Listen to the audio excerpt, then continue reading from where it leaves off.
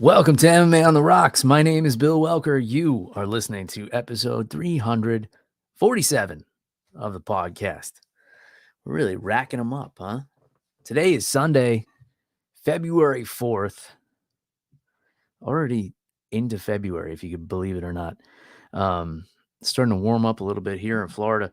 Listen, guys, if you're looking to get a little bit more energy, but you don't want to overdo the caffeine, if it makes you anxious or whatever the case, check out Magic Mind. I got off of coffee a few months ago and I discovered Magic Mind. It's a productivity shot. It's made with matcha, so it's got a tiny bit of caffeine in it. And it's got nootropics in it, which help you focus. 7 hours of flow state to help you get things done. There's a link in the show notes, wherever you may be watching or listening, consuming the podcast. If you want to check this out, use my link. You can use my promo code MMARocks20, save yourself 20%. I believe it's good for another week and a half, maybe 2 weeks. So this stuff can get pretty pricey. So make sure you use that 20% off MMARocks20. But I'm not going to drink any of that now because otherwise I'll be awake until Tuesday. Just kidding. But I'm going to pour myself some of this Old Forester 100 proof rye right now. This is going to be my drink of the evening. Old Forester, you guys probably know, one of my favorite distilleries. I love pretty much everything they make. So cheers to you all. Hope everybody had a great weekend. I had a really fun weekend. Last night, I was up in Newport Richey, Florida, judging some amateur fights, amateur MMA, Muay Thai, and boxing fights.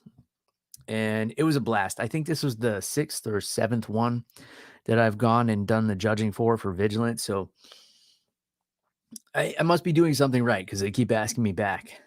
So I appreciate the opportunity from Brandon and everybody at Vigilant who, invites me to come back. It's such a good time. It's great to see, the young amateurs who are coming up in the sport. It's great to see Muay Thai fights going on. You guys know I'm a longtime Muay Thai practitioner, so it's awesome to see that. And the boxing fights are great too. Something that was a little weird, they had a fight that was billed as a bare knuckle fight, right? And this was by no fault of the promotion with Vigilant, but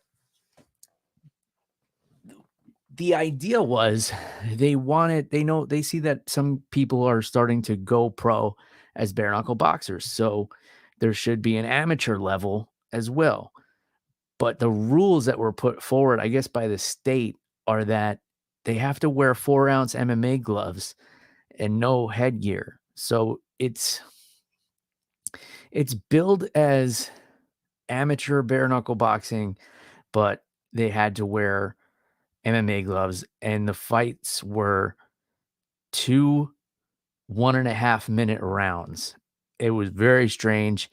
It did not go the distance, so it didn't matter anyway, but it would have been difficult to judge because only a 2-round fight, if each fighter wins a round, then you just have a draw every time. But again, no fault of the promoter. That's just, it's something he's trying to do. And credit to him, credit to Brandon Lee, because he's willing to keep an open mind all the time and always looking for new ways to give young fighters opportunities. And that's what I love about the Vigilant promotion. Aside from the fact that, they let me come and sit right in front of the cage for some awesome fights. It was a pretty easy night for me. Not a whole lot of decisions. So I think only like 4 out of 11 fights went to decision, something like that. It was very few. And most of them were pretty easy. The main event was razor close. It was a title fight, an MMA title fight. And it was one of the toughest fights I had to score because on the one hand, you had a strong wrestler who was holding his opponent up against the cage for a lot of the fight, not really doing a lot of damage. But when he would break away from the cage, he was having success with his hands. The other fighter was really trying to pursue damage, not having a lot of success. So it was tough. Every round was kind of a coin toss, except for the third round. Went to the young man in the blue corner, and wound up being a split decision. And it happens. And I loved having this experience again because it reminds me what a hard job judging is. We're so quick, those of us in the MMA space, we're so quick to jump all over the judges when there's a bad decision. Man, I can't imagine being a UFC judge. It's so hard, especially, over the course of a round, you're trying to remember everything that happened in 5 minutes, right? And at the end of the round, you've got to just quickly score it. And then at the end of the fight, you got to tally everything up. And it's hard not to be influenced by things around you, right? Especially at like these local fights. I could have a fighter's family sitting right behind me where I'm judging, and they're screaming every time he does something. And I'm like, did he really do something effective, or am I being influenced by the crowd behind me? And those thoughts go through my head, and I have to try to block it out and just focus on what's going on inside the cage. And yeah, it makes me have a lot more understanding when there are some poor decisions in the UFC. Human error is a real thing, and that's why it's fortunate that there are 3 judges for every fight. And yeah, but being a judge for fights has definitely given me a new perspective on that. And again, I'm thankful for that.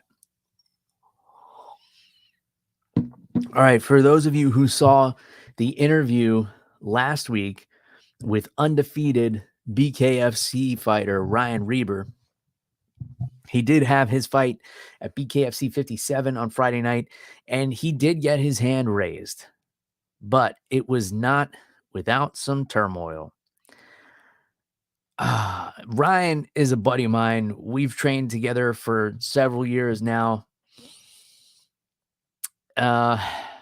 He got his ass beat in the first 2 rounds, man. He got beat from pillar to post. Perez grabbed a hold of his neck and was just drilling him, just pounding knuckles into his face. Man, I was damn close to counting him out of that fight. And then out of nowhere, he started turning it around in the third round. When he was on the show here, he said, if you want to take my O, meaning his undefeated record, you got to give me everything you've got. And Perez definitely gave him everything he had. He emptied the tank on Ryan's face. And that tough son of a bitch ate it all and came back with a TKO win, standing TKO in the 4th round over Derek Perez, who's a super tough guy. So super proud of Ryan. 5-0 now in BKFC. He was ranked number 3 going into this, so he's looking to get a title shot, and we're definitely going to hope for that for him going forward. And let's get him back here on the show to talk about it in the near future. But man, as his friend, I wish he could have accomplished it a little differently without the beating he took in the first couple of rounds. But hey, man, a win's a win, and he's still 5-0, and he's a tough bastard. He definitely proved that. I think he got a performance of the night bonus. So congratulations to Royal Ryan Reber. You guys heard him here on the show last week, so you know what an energetic and likable dude he is. As far as the rest of the BKFC 57 card, it was okay. In the main event, former boxing champion Austin Trout defeated Luis Palomino, who was 9-0 in BKFC. He was a 2-division champion. He was the consensus, I guess, pound for pound best fighter in BKFC. And Austin Trout just kind of toyed with him for the duration of this fight. It seemed like Trout didn't really get touched very much. Palomino maybe won 1 round out of the 5-round fight, but yeah, so now Austin Trout is the champ, and he's 2-0 in bare knuckles. So congrats to him. But Lewis is a tough dude. I'm sure he's going to be back. I think that's all I got on the bare knuckle stuff. There was nothing else that really jumped out at me on that card. We can get into the UFC, which I'm going to do my best here, guys. I'm going to do my best to try and, I guess, stay positive with this one. Because, and I hate being this guy because you hear so much of this with the fight nights, but it wasn't a great card, man. And I had to watch it. I had to watch it kind of late at night because I got back from judging the fights. I guess like 45. Excuse me. Whoa, frog in my throat. Let's drown him. I was like 45 minutes north of where I live to judge these amateur fights. So I got home and had a little something to eat while I put on the fights. I started it at the main card and kind of worked my way backwards. And there were a lot of unfortunate things that happened on this card. And let's just get into, I guess we'll start at the main event. So Nasruddin Imavov gets the majority decision win. It seemed like it was going to be over in the first round, right? Easily a 10-8 round for Imavov. He beat the shit out of Dolidze. I think he landed a couple head kicks, and it looked like he was just going to cruise. Dolidze did come back a little bit, showed some of that signature toughness. But man, there was one point where I was watching this fight and all I could think about was just going to bed. And that's no disrespect to these guys. They're both super tough competitors, but it was late and I was just not feeling it. I don't know, man. If you guys have a different opinion about it, let me know if I need to go back and give this one another shot. But oof, it was just, it had its moments, but it was mostly a snoozer. So Imavov, who was ranked number 11, I guess is probably going to swap places with Dolidze, who was ranked number 8. It's going to be a tough sell to give Imavov one of these top 5 guys in a division that's kind of oddly log jammed right now. We don't fully know what's going on. We don't know if Adesanya is definitely coming back. You have Robert Whittaker and Paulo Costa are going to fight, if Costa can stay healthy. And then, you have Sean Strickland, who just lost the title. But he's already fought Imavov. So I don't know. They're not going to put that one together. And then the only other people ahead of him are Marvin Vettori and Brendan Allen.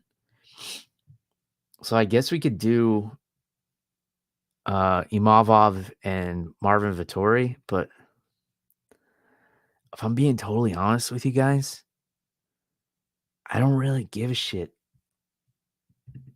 Like there wasn't anything about this fight that really made me want to see either of these guys fight in the near future. And that could change, I'll chalk it up to, I was watching it late at night and I was tired. It was a long day and I definitely did just want to go to bed. But yeah, that's where I stand as of right now, is like I just don't give a shit. But I'm open.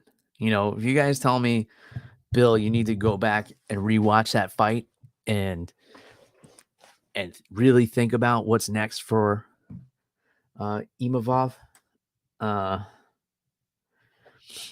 I'll listen. Maybe. Or maybe I won't. All right. Co-main event. This one surprised me. Renato Moicano, pretty dominant win over Drew Dober. If you guys listen to Picks and Pours on Thursday, Matt the mechanic had picked Drew Dober, and I couldn't disagree with him because I saw Dober as having the better striking, and I didn't think Moicano's wrestling would be strong enough to get Dober down and keep him there. And I was way wrong about that. His wrestling was more than good enough to get Drew Dober down and more than good enough to hold him down. It wasn't without taking some damage. It looks like he got a pretty good pop over the eye. His eye was pretty swollen at the end of it. But yeah, Moicano is showing that he's no joke in this lightweight division. He's probably going to be ranked come Tuesday morning. Drew Dober was ranked number 15 going into this, so he's probably going to take his spot. Although I don't know why. Oh wait, Moicano was ranked ahead of him. Sorry. Yeah, so Moicano was ranked 13th. Although I don't know why Drew Dober was in the top 15 and Matt Frivola is not, when Frivola knocked him out pretty bad. So let's see. Moicano and Jalen Turner would be interesting. Moicano and Beneil Dariush, I think, is probably the fight to make going forward. And Drew Dober is probably going to have to fight somebody outside of the top 15. Maybe the loser of Bobby Green and Jim Miller. Something like that would be interesting. A rematch with Drew Dober and Bobby Green would be fun because that was a fantastic fight. You know what? Now that I'm looking at this, Renato Moicano and Mateusz Gamrot, that would be a fun fight. If you're into grappling, that would be a fun grappler versus grappler. But yeah, I have to admit, I was wrong. I didn't think Moicano would have the wrestling to deal with Drew Dober, and clearly he did. So, I've always considered myself a person who can admit when I was wrong. And I was definitely wrong because I didn't see a way for Moicano to win that fight. And he did quite handily. Randy Brown looked really good against Muslim Salikov. And I thought Randy Brown would win this fight. I think Matt and I both picked him on Thursday, but I didn't see him knocking him out in the first round. I thought maybe he would grind him down, deal with the wild shots in the first round, avoid those, and then, grind out a victory. I didn't see this huge knockout coming, and it was set up beautifully by first poking him in the eye and putting him off his game plan. But no, the actual knockout was nice. The double jab into the big right hand. It was textbook. It caught him right across the chin and put him down. It was a beautiful performance by Randy Brown. So let's see. What do you give Randy Brown next? Maybe like a Michael Chiesa? Let's give him somebody at the bottom of this top 15. Fakhretdinov? Neil Magny's still in the top 15. He pulled out, or Randy Brown and Mike Malott. That would be a fun fight. Sign me up for that one. Let's do that. Natalia Silva, just a step ahead of Viviane Araujo the whole night. This one went down pretty much how we anticipated. Silva just picking Araujo apart from the outside, and she was just too quick. She was, like I said, a step ahead the whole time, and just had some real snap on her punches too. She was popping Araujo's head back a couple of times. Great performance. And let's see what could be next for her, for Silva. Let's look at the women's flyweight division. So she was ranked number 9 going into this. Araujo was ranked number 7. They're going to flip places there. I'd like to see Natalia Silva and Macy Barber, personally. And if we can't get that, let's get Silva and Caitlin Chukagian, maybe. Yes? No? I don't know. What do you guys think? I don't necessarily know what I'm talking about most of the time, so feel free to disagree with me. All right. Here was an unfortunate circumstance. Mahmoud Muradov gets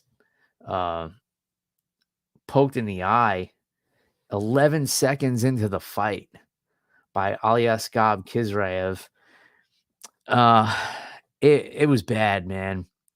Like he went like 2 knuckles deep into Muradov's eye and probably scraped the hell out of a lot of layers on his eyeball. It was swollen shut almost instantly. And, Herb Dean was giving him every opportunity to say, like, you want to take some time? You want to take some time? And Muradov was kind of like, look at my eye, dude. Like, this thing ain't going to get any better in 5 minutes. And he was right. It wasn't going to. So they had to call that off. I wonder if that's a record for a no contest, 11 seconds into the fight. Somebody look that up for me and let me know. I would be very interested. If I had Matt here, he would know. And then Chuck Buffalo with a big first round knockout over Gilbert Urbina. I believe Matt also picked Chuck Buffalo to win.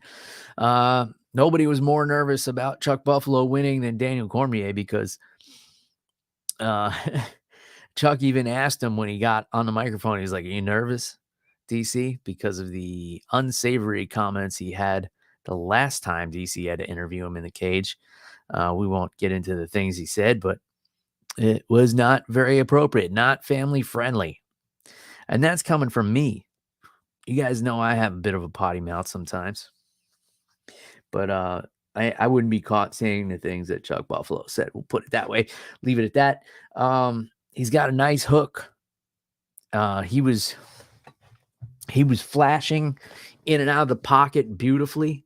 Nice footwork. He kept Urbina guessing.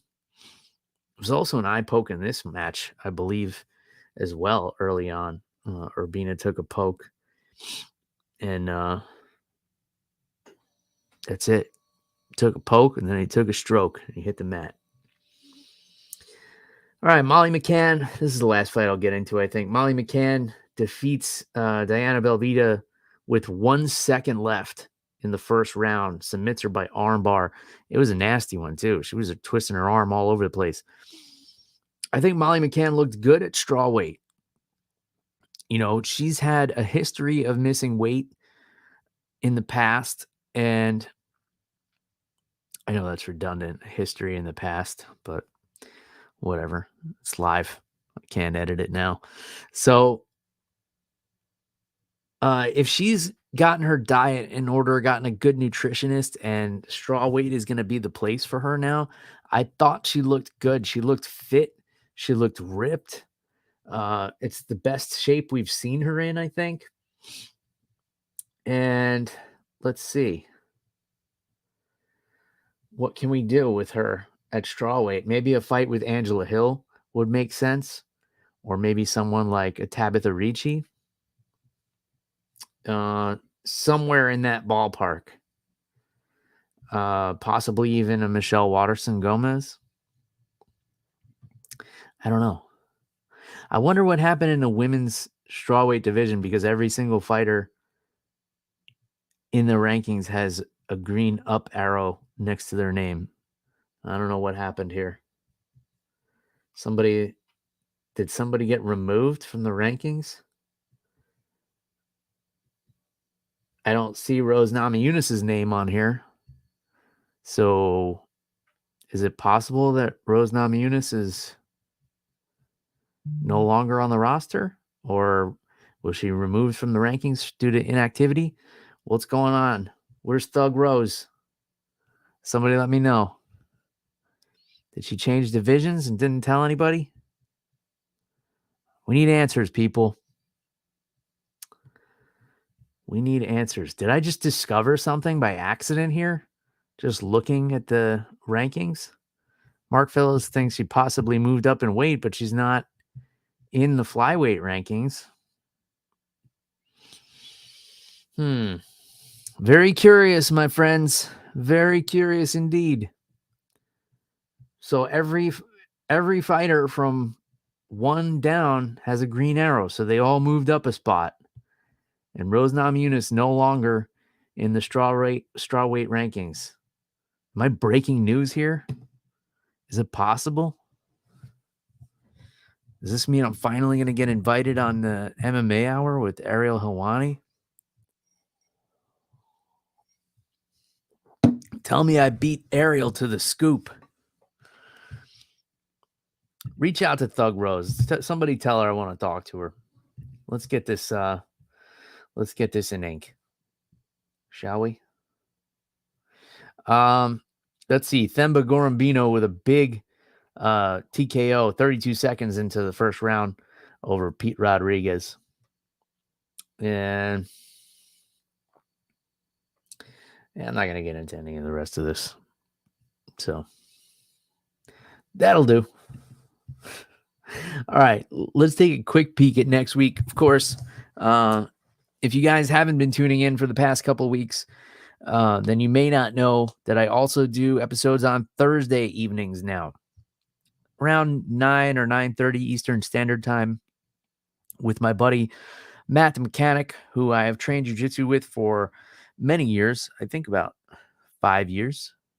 We've been buddies and trained together for a long time. He usually comes over to watch the big pay-per-views and things like that. And he approached me with an idea for a new segment on the show where Thursday nights we would do little breakdowns of the upcoming card, and he would make some picks and I would get to make fun of him for it. So never being able to pass up on the opportunity to make fun of a friend on a public platform, I said, sure, let's do it. So for the last 13 or 14 weeks or so, that's what we've been doing. We call it Picks and Pours, where we pour some whiskey and we talk about our picks for the week. We also have a little segment called Hot Take or Take a Shot, in which Matt will present me with a hot take, an MMA hot take, and I have to change his mind. And if I can't, I have to take a disgusting shooter shot like this Jim Beam orange I had to drink last week that was so gross. And the only thing worse than the actual whiskey was the aftertaste of said whiskey. But tune in for that. We have a lot of fun on the Thursday night show. And it will also make the Sunday shows a little shorter, I guess. But I'm excited for this main event. UFC Fight Night 236 or UFC Vegas 86, I guess it will be, however you're counting. UFC Apex again. So it's going to be Jack Hermanson and Joe Pyfer. I don't know if you guys heard Joe Pyfer on the Joe Rogan podcast. Have you guys heard of the Joe Rogan podcast? It's pretty popular. You should check it out sometime. In any case, Joe Pyfer was on there a week or two ago, and Rogan didn't even know that Joe was fighting. He's like, oh, when's your next fight? He's like, oh, like 2 weeks, fighting Jack Hermanson. Oh, cool, man. So Joe has got a hell of a punch. Supposedly, he broke the record at the UFC PI for the punch measuring machine that they have there. Francis Ngannou had the record, and supposedly Joe Pyfer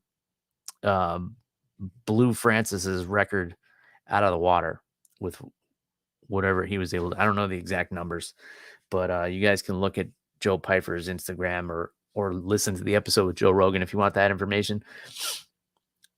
So he's got some mean punching power behind him, but this will definitely be a big step up in competition for him.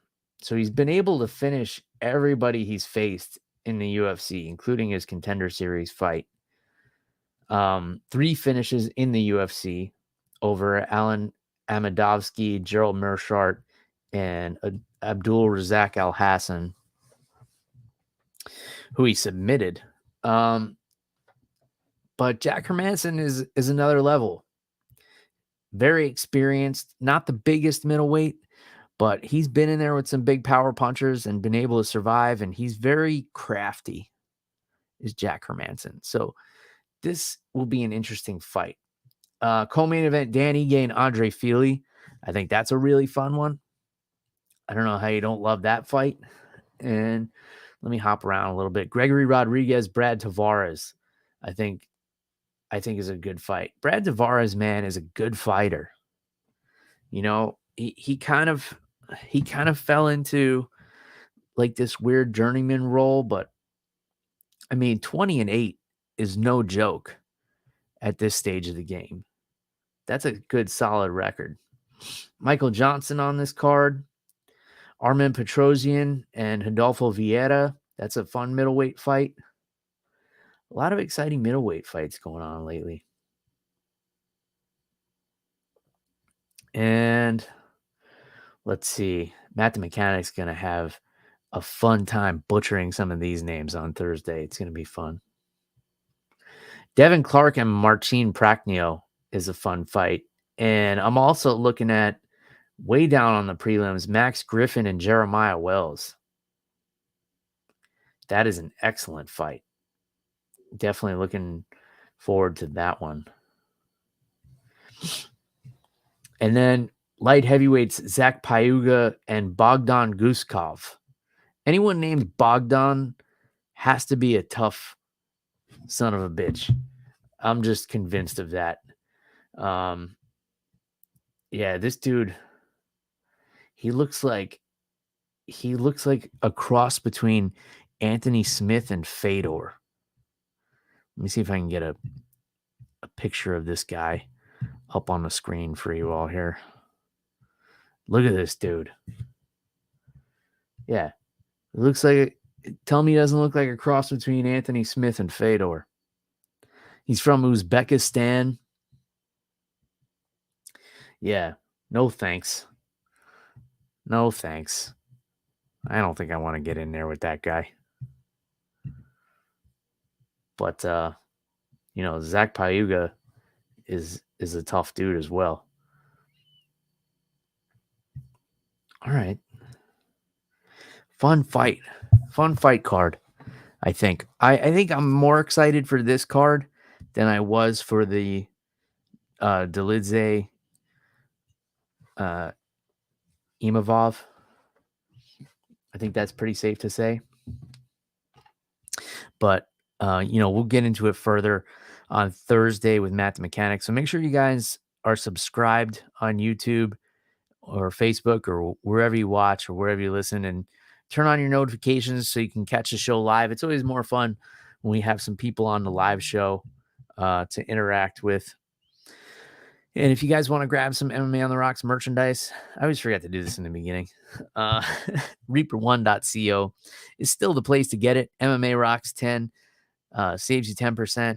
The links are all in the show notes. YouTube, iTunes, Apple Podcast, whatever you call it, Google, all that stuff. You can find the link and you can get yourself an over the top, under the influence t-shirt, tank top, or hoodie. And gosh, yeah, short episode tonight, but I didn't have a whole lot to talk about. Or I guess I did. Maybe I just was talking fast. In any case, that's all I got. So until next time, cheers, everybody. Goodbye.